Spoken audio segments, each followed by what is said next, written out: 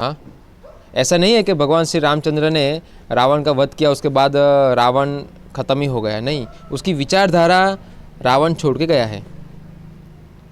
और आज जो रावण के रावण का जो प्रतिनिधित्व करते हैं, उनके जो फॉलोअर्स है, वो आज सीधा विरोध नहीं कर रहे हैं,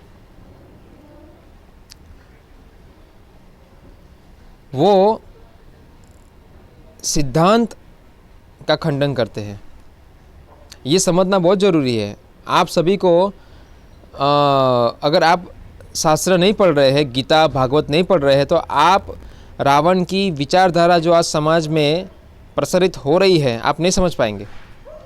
आपको ये लगेगा कि सभी लोग सही है, अच्छा काम कर रहे हैं ऐसा, मगर एक्चुअली देखने जाए तो वो रावण की विचारधारा है, उससे समाज को कोई फ़ायदा होने वाला नहीं है। तो आप भगवद गीता का 16वां अध्याय पढ़िए, देवी तथा आसुरी स्वभाव, जो भगवान के भक्तों का स्वभाव और राक्षसों का स्वभाव, अभक्तों का, दोनों का वर्णन बताया गया है। और श्रीमद् भागवत पुराण के अंदर ढेर सारे ऐसे उदाहरण बताए गए हैं।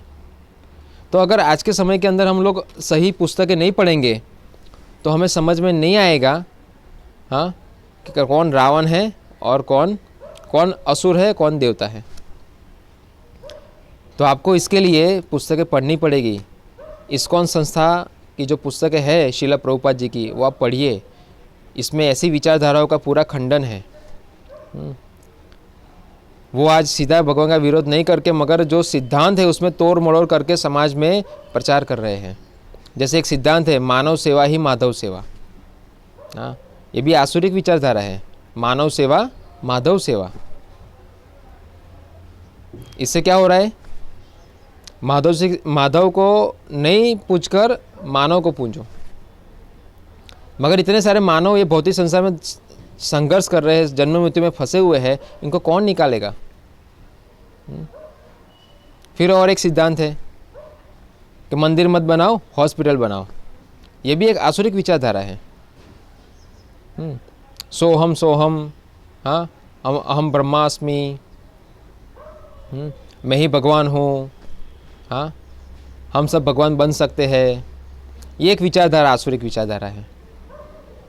ऐसी अनेक विचारधाराएं हैं समाज के अंदर जो आस्तिकता का खंडन करती है, एक प्रकार से हमें नास्तिक बनाती है, समझे, सिस्टमेटिक नास्तिक।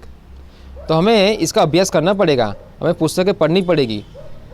और पुस्तकें कैसी पढ़ेंगे, जो परंपरागत है, जो भगवान से आती है, वो पढ़नी पड़ेगी। अन्यथा हम लोग ऐसे ही आसुरिक विचारधारा का शिकार बन जाएंगे। और आज बन रहे समाज के अंदर लोग, इतना लोग सनातन संस्कृति का विरोध कर रहे हैं, कोई लगाम नहीं है उसके ऊपर। तो इसलिए अगर हम लोग पढ़ेंगे, हम अपनी भावनाओं का रक्षा कर सकते हैं और समाज के लिए भी हम कुछ अच्छा एक उदाहरण प्रस्तुत कर सकते हैं, अच्छे से प्रचार कर सकते हैं। ऐसे लोगों को हम बचा सकते हैं जो आसुरिक विचारधारा से प्रभावित है।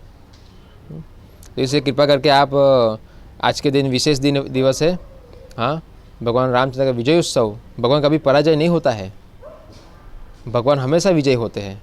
तो इसलिए भगवान का पक्ष लीजिए, भगवान को समझने का प्रयास कीजिए। हरे कृष्णा, धन्यवाद।